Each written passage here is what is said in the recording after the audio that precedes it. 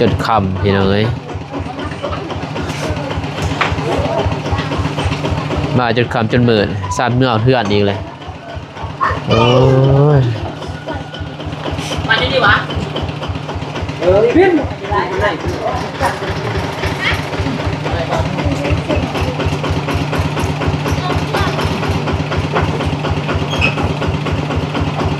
ข่าวเมลี่มาจ่ายเงินนี่ไปเมื่อแล้วบัดนี้โอ้ยน้ำเดิมใช่เลยน้ำบอกน้ำหวานใส่น้ำหวานหน่อยตุกหน่อยเนี่ยบ่มีว่าตุกหน่อยบ่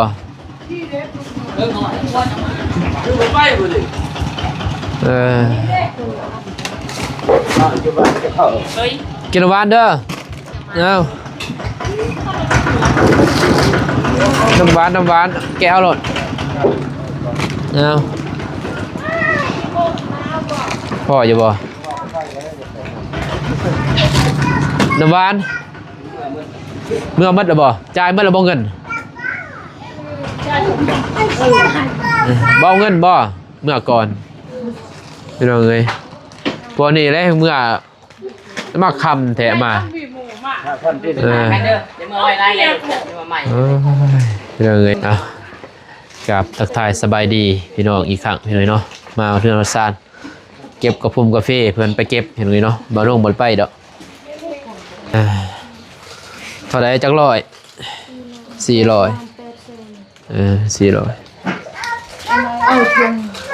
โลพี่น้องเนาะโลเท่าไรแบบมันโล20,000เอาขึ้นลงมาเลยบัดมื้อนี้คือ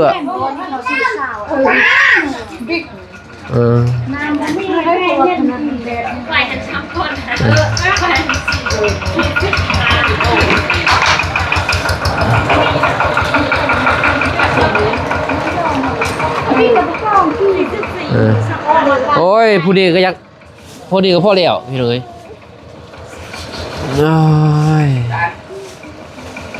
ยาลูกไว้อันนี้นี่วันป่าสิใจเลย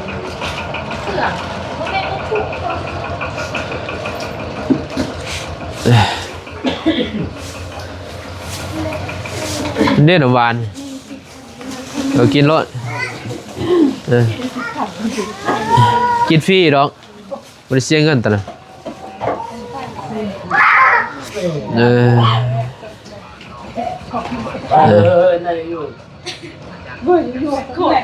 จักรอย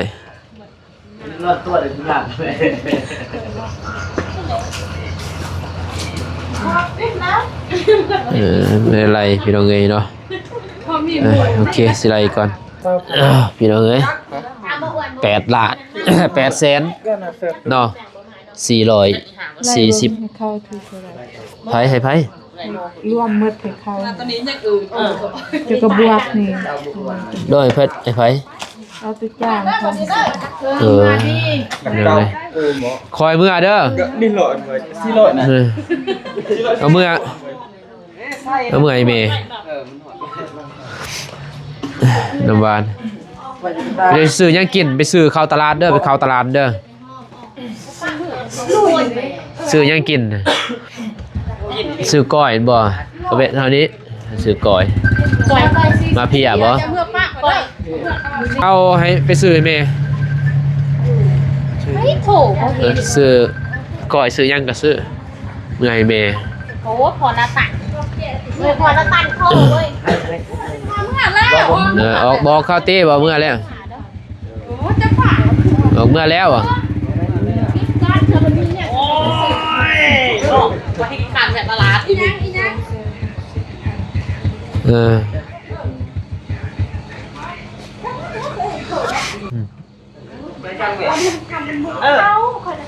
ให้แล้วบ่มันเจอเลยเด้บริเก็บบ่เจอเลยเก็บได้ไปฝากเห็นมั้ยวาดนี่ให้แล้วบ่วาดนี่บ่ซื้อยังท่านให้บ่ 3 มื้อ เอาแต่ว่า เราเมื่อไปเมื่อมาหอดกระเปื้อไม่ได้ทำยืนจังจังหนักที่นั่นต่อฮะจังที่นั่นต่อ เอ็นไงแล้วต่อเนี่ยมัน เปิดคอยว่า240ขอยไหล240,000 งานเยอะอย่างลาพะลุง กินเบิ่งเงินได้ยัง มื้อไผสิมาแล้วผู้สแตงนี่บ่มาบ่พวกสดายเนี่ย เด้วินเด้สโตนนี่บ่มาบ่เกี่ยวข้าวบ่ มันบ่อ่อนเขาโทรกัน แล้วจะเข้าไป มืออื่นเข้าไปบางทีมันมา ครึ่งโลมาจริงไงแบบนี้ หักกระบวกเอาบวกเงิน บวกโตจากโม แกบวกเงินแกแบบบวก กันอย่าง มันกิโลอันเด้ก็แล้วก็ลบนั่นแหละ คูณ3มันเป็นเงินเสริมมือเอง จะก็ลบไปแล้วอย่าง8 ล้าน8 แสนก็มาลบให้ซ้ำก็แล้ว น้ำนะ นี่หัวนี่ นะ140มันนะเว้ยเอ้ย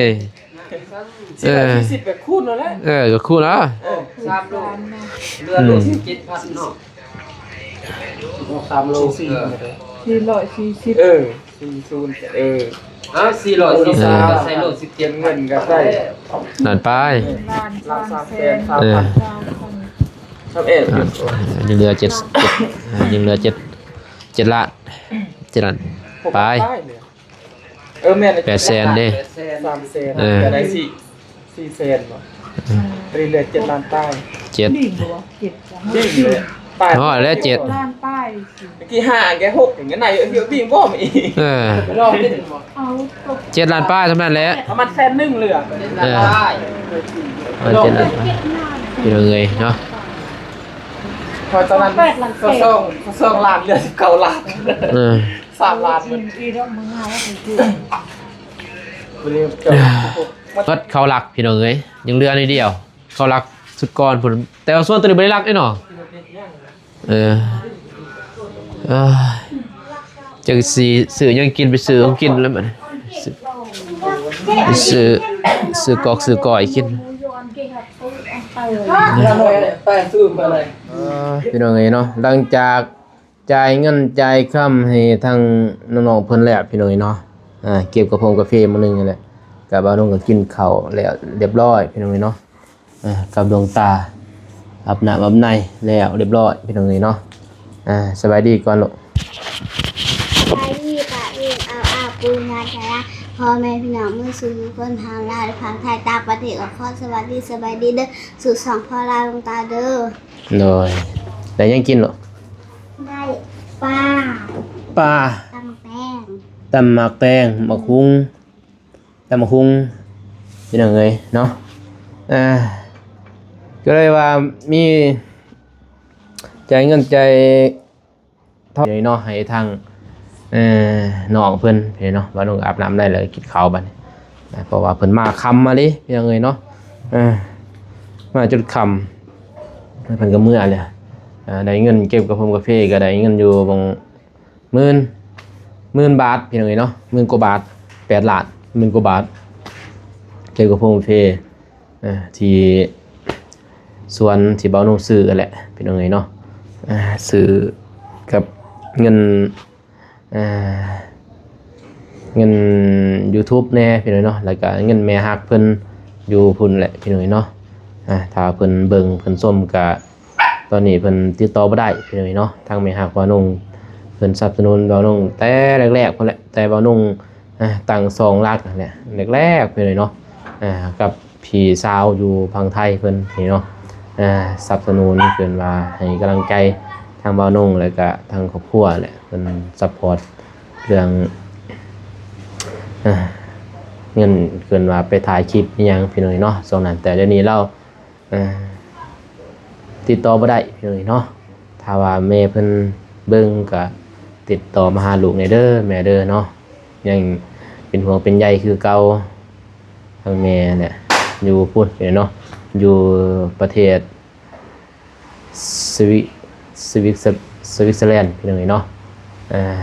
อยู่สวิตเซอร์แลนด์พุ่นแหละเพิ่นเป็นคนไทยพี่น้องเนาะเพิ่นเป็นคนไทยแต่เพิ่นไปทำงานสร้างครอบครัวอยู่พุ่นพี่น้องเนาะแต่เราก็บ่ได้ติดต่อมาดนเพิ่นว่าเงินที่ซื้อส่วนหันก็เป็นมูลเป็นมั่งทางแม่เพิ่นนั่นแหละพี่น้องเนาะที่ช่วยเหลือทางบ่าวนงเพิ่นว่าเก็บหน่อยเก็บเล็กเพิ่นว่าปีนึงเพิ่นได้พี่น้องเนาะ3สิได้เงินก็เก็บแต่เล็กแต่น้อยเงิน YouTube พี่น้องเนาะโอเคมีแต่มื้อนี้มีทั้งพ่อเพิ่นพี่เนาะพ่อฮาวพี่เนาะอยู่พุ่นแหละสหรัฐอเมริกาพุ่นพี่น้องเนาะเป็นพ่อฮักบ่น้องคือเก่าพี่น้องเนาะเพิ่นก็หากเป็นลูกเป็นเต้าเพิ่นว่าตอนนั้นก็ยังบ่ฮู้พี่เนาะแต่เพิ่นว่าแบบนั้นเพิ่นว่าหากว่าน้องเป็นลูกเป็นเต้าเพิ่นว่าก็เลยว่าเห็นเมียบ่น้องนี่แหละถือผ้าอุ่นเพิ่นว่าเนาะก็เลยว่าโอ้ยต้นสงสารเพิ่นว่าเป็น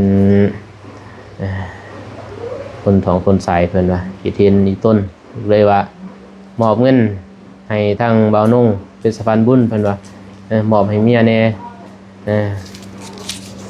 มอบให้เมียบ่าวนุ่งแน่เพิ่นว่าอีต้นลูกสาวเพิ่นว่ายังสองยังใสเพิ่นว่าเก็บไว้พอได้ซื้อเพิ่นว่าเนี่ยบำรุงนั่นแหละพี่น้องเนาะของแม่หมอกแม่ม่านเพิ่นว่าพี่น้องเนาะเพิ่นก็ให้$50พี่น้องเนาะ$50ก็ถืออยู่ล้านหนึงพี่น้องเนาะล้านกีบและเคยสิไปมอบให้ทางเพิ่นเลยพี่น้องเนาะเพราะว่าสิมอบบ้านนี้ก็บ่ได้มอบนี่เนาะสิมอบให้ทางเมียเพิ่นเนาะเอาเงินเอาคำก่อนพี่น้องทางแม่ปุ๋งเพิ่นก็มาเลยสบายดีเด้อซื้อทุกทางโดยพี่น้องเนาะตัวมือเดือนคล้องแต่ก็ยังบ่ทันฮู้พี่น้องเนาะว่ามื้อใดเพิ่นสิเกิดก็รอมื้อใดเกิดก็มื้อนั้นแหละพี่น้องเนาะเห็นยังบ่ตำมาคุงให้น้องกินบ่ บ่มีดอกพี่น้องก็เลยว่าทางพ่อห้าวเพิ่นพี่น้องให้เงินให้ทางเมียบ่าวนงพี่เนาะ1 ล้านเพิ่นว่าเอาไว้ซื้อน้ำแนวบำรุงอีหยังเพิ่นว่าอยากได้ยาก็ซื้อกินเพิ่นว่าเพิ่นมีต้นพี่เนาะเพิ่นเบิ่งในคลิปนั่นแหละ ก็เลยว่าให้บ่าวนงมาให้พี่น้องเนาะเอาล้านหนึงใจลายเด้อขอมีแต่ก็บ่ขอบใจเพิ่นนั่นแหละเพิ่นก็นั่งเบิ่งพี่น้องเนาะทางพ่อห้าวเพิ่นอยู่ อเมริกาพุ่นพี่น้องเนาะกินไว้นะเพื่อนอยู่อเมริกาพุ่นก็มีแต่ก็บ่ขอบใจเพิ่นโดยก่อนอื่นหมดก็บ่มีหยังสิ ขอบใจพ่อหลายๆสำหรับโอนเงินให้ลูกเนาะ1 ล้านกีบเงินลาวเฮาถือว่าจะเป็นจำนวนหลายแล้วเงินลาวเฮา ขอบอกขอบใจหลายทางพ่อเพิ่นให้พ่อเพิ่นอยู่ดีมีแรงเด้อทางพ่อห้าวทางอเมริกาบ่ทางอเมริกา ขอให้พ่ออยู่ดีมีแรงเด้อความเจ็บอย่าสิได้ความไข้อย่าสิมีเด้อพ่อขอให้พ่ออายุยืนยาวมันพ่ออยู่ดีมีแรงความเจ็บอย่าได้ความไข้อย่ามีให้ร่ำให้รวยให้ปังตลอดปีตลอดไปเด้อพ่อเด้อสาธุลูกก็บ่มีหยังแถมได้คำอวยพรเนี่ยจักสิว่าเพิ่นก็บ่ได้ว่าหยังดอกมีแต่ให้ใส่และซื้ออยู่ซื้อกินเพิ่นว่าลุงเด็กน้อยเพิ่นว่าซื้อมังใหม่มังโตนี่แหละอยู่ได้มันกินของยากมีประโยชน์ต่อเด็กนั่นแหละเพิ่นว่าอีต้นเพิ่นว่าเห็นแล้วก็ผมขอบใจทางพ่อแหละพี่น้องเนาะเพิ่นก็ซอยทางบ่าวนงหลายเทื่อแล้วเนาะแต่แรกๆพุ่นแหละแต่บ่เตียงลงมาคือมื้อที่บ่าวนงเริ่มเป็นสายบุญพี่เนาะที่บ่าวนงไปปล่อยนกให้ทางพ่อผมมาสุวรรณสานเพิ่นนั่นแหละเพิ่นก็โทรมาโอนเงินมาให้พี่น้องเนาะว่าเพิ่นโอนมาให้ซอยทางน้องซาลี่นั่นแหละ น้องสาลีน้องเดิมน้องน้องฮานยังแหละพี่น้องเนาะตอนนั้นเพิ่นโอนคนละล้านให้ซอยตอนนั้นพอห้าวเพิ่นแรกๆเลยเนาะที่ยืนมือช่วยกับพอ กับพอผมมาเพิ่นพี่น้องตอนนั้นกับบเพิ่นบ่ทีมบ่ปะพี่น้องเอ้ยเนาะมีแต่จังซั่นแหละพี่น้องเอ้ยเนาะกินข้าวหิวข้าวเลยดิทีมงานเพิ่น หิว พี่น้อง ข้าว เอ้ย แล้วจึงมา นั่งให้ดีติลูกนั่งกินข้าวกินน้ำให้ดีติพอมาไปลินพี่น้องเอ้ยไปลินมาแต่โรงเรียนแล้วไปลินบัดนี้มาแล้วก็ทางบ่าวนงหิวข้าวก็ดึกต่อก่อนพี่น้องเอ้ยเนาะเพิ่นก็กินน้ำล้างบัดบ่าวนงกินก่อนมาใหม่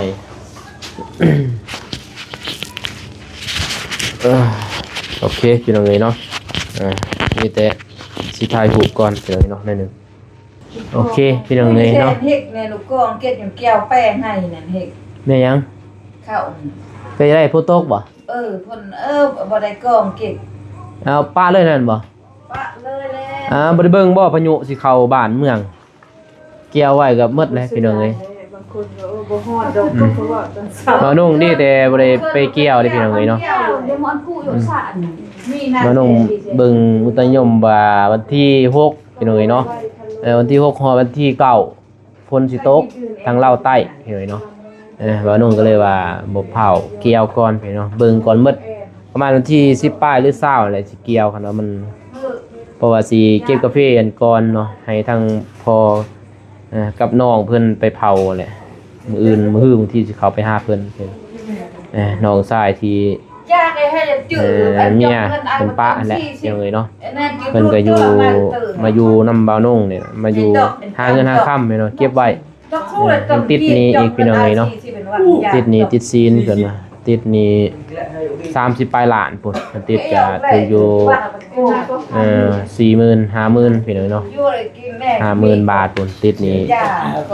ติดหนี้กับเมียแหละแต่ว่าพอเฒ่าอันต้นนี้บ่ใส่หนี้พี่น้องเนาะแล้วก็ให้ทั้งลูกสาวเพิ่นกับลูกเคยหั่นใส่หนี้บัดนี้พี่น้องเนาะบัดใส่หนี้แล้วบัดนี้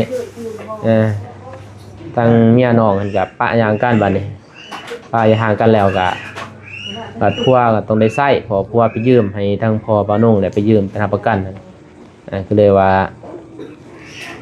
อันบ่ของบ่าวนงบ่ใช้ก็ทั้งเมียบ่ได้เกี่ยวเพราะว่าบ่แม่นเมียไปเซ็นเด้มีแต่ผัวเซ็นนั่นก็เลยว่าได้หนีมานำสุดท้ายพี่น้องเนาะเมียกับป้าอีกแล้วก็ได้หนีมาพร้อมพี่เนาะเจ็บทั้งเม่นเลยนะทางน้องบ่าวนงถ้ามื้อใดมื้อหนึงบ่าวนงไปสวนเพราะว่าให้เพิ่นนอนอยู่สวนบ่าวนงก็สิถ่ายเลยถามรายละเอียดให้พ่อแม่พี่น้องเบิ่งพี่เนาะบางทีอีต้นเพิ่นเป็นอะไรจักใดๆบ่าวนงก็สิซอยเพิ่นก็จักซอยใดๆอีต้นน้องเพิ่นนั่นแหละที่เมียเพิ่นปะลูกก็2คนเนาะลูกกำลังเกิดบ่ถึงฮอดทิศลูกก็เลยว่าอย่าห่างกันนั่นแหละแต่ว่ายังบ่ทันเว้าความกันยังเนาะจักผิดยังยังบ่ทันฮู้ยังไงเพราะว่าเพิ่นมาอยู่นำบ่าวนงก่อนเพิ่นว่านี่ฮ้อนเพิ่งเย็นก่อนเพิ่นว่าพี่น้องเอ้ยเนาะนี่จากความร้อนเดือนมาเพิ่งเย็นแต่ว่าสิเลิกลากันแท้บ่ยังบ่ทันฮู้เนาะแต่ว่าขณะเลิกลากับเพิ่นติดหนี้แล้วพี่น้องเนาะ30ปลายล้านติดหนี้ที่เพิ่นไปเซ็นซื้อรถนั่นแหละพอเฒ่าไปซื้อกับน้องบ่าวนงนั่นแหละตอนเพิ่นยังอยู่นำเมียพอเฒ่าไปซื้อแล้วบัดนี้ใส่หนี้บ่ได้พี่น้องเนาะมันก็ยึดรถแล้วบัดนี้ธนาคารก็ช่วงนี้พี่น้องเนาะขอยืมเงินธนาคารนำดิก็เลยน้องบ่าวนงนี่ไปยืมเงินเขาเนี่ยยืมเงินเขาแล้วบัดนี้ดอกเบี้ยเตือนว่านอกระบบเด้ยืมเงินเขาดอกเบี้ยบัดดอกเบี้ยก็ขึ้นยืมเงินเขาก็20ไปล้านเนาะมันก็ขึ้นมันก็ถึงอยู่30ล้านบัดนี้พี่น้องเอ้ยเนาะก็เลยว่าได้ติดหนี้บัดนี้พี่น้องเอ้ยเนาะติดหนี้ติดศีลบัดนี้ก็เลยแล้วพี่น้องเอ้ยเนาะติดหนี้ติดศีลบัดนี้บัดป้ายาห่างกันนี่น้องบ่าวนงเป็นผู้เซ็นเด้เอาเงินตัว30ล้าน กับเพิ่นได้ใช้พี่น้องเนาะทางบ่เฒ่ากันนี่เลยน้องบ่นุ่งก็ได้ติดหนี้เดือนนี้30ล้านถ้าหมู่ไปถามเงินนํน้องบ่นุ่งพี่น้องเนาะพอเพิ่นมีหาประกันแล้วพอเป็นผู้หาประกันนะก็เลยตอนนั้นแหละตอนเดียวนี้ก็เลยว่าเจ็บทั้งเม้นพี่น้องเนาะเนี่ยกับปะนี่ก็มีพี่น้องเนาะก็เลยอุปอังบ่นุ่งก็จักสิเฮ็ดจังไดเนาะกับน้องนั่นแหละมีเวลาสิถ่ายให้พ่อแม่พี่น้องเบิ่งนี่เนาะน้องชายบ่นุ่งแต่ว่าสิสูงกว่าบ่นุ่งอีกพี่น้องเนาะเอาคลิปนี้บ่นุ่งก็สิจบเพียงเท่านี้ก่อนพ่อแม่พี่น้องเนาะก่อนมื้อก็ขอบ่เข้าใจทางพออยู่อเมริกาเด้อแล้วทางพอฮาวเพิ่นเนาะให้ทางเงินคำดำแก้วให้ทางครอบครัวบ่นุ่งเนาะทางภรรยาและทางเมียเพิ่น1ล้านกีบหรือว่า50ดอลเนาะก็ขอบ่ขอบใจหลายทางพอก็ขอให้พ่อจงอยู่ดีมีแห้งเพิ่นว่าความเจ็บอย่าได้ความไข้อยู่สิมีนอนให้ได้เงินหมื่นตื่นให้ได้เงินแสนแบนมือมาให้ได้แก้วมานี่โศกหายอย่าได้มาเบียดเบียนเสนียดจันได้จะได้มาไกลเด้อขอเด้อเนาะความขอบความกลัวสาธุเลยเนาะขอให้อยู่ดีมีแห้งนั่นแหละพี่น้องเอ้ยคลิปนี้บ่าวนุ่งก็สิจบเพียงเท่านี้ก่อนพ่อแม่พี่น้องเอ้ยเนาะพบกันใหม่คลิปหน้าเด้อพี่น้องเอ้ยคลิปนี้บ่าวนุ่งก็ขอกล่าวคำว่าสบายดีพี่น้องเอ้ยเนาะบ่ได้ไปมื้อนี้ไปเวียกไปงานพี่เนาะบ่สบายเจ็บหลังนี่ย่างสิกอห้องน้ำห้องในให้น้องสลีนะน้องก็เลยบ่ได้พี่น้องเอ้ยเนาะเฮ็ดบ่ได้บัดมันเจ็บเด้เพราะว่าเฮาโจมขึ้นโจมลงบล็อกมันหนักพี่น้องเอ้ยเนาะก็เลยว่าพักมื้อนึงก่อนมื้ออื่นจังว่าไปกับบ่ตูนพี่เนาะบ่ตูนก็บ่สบาย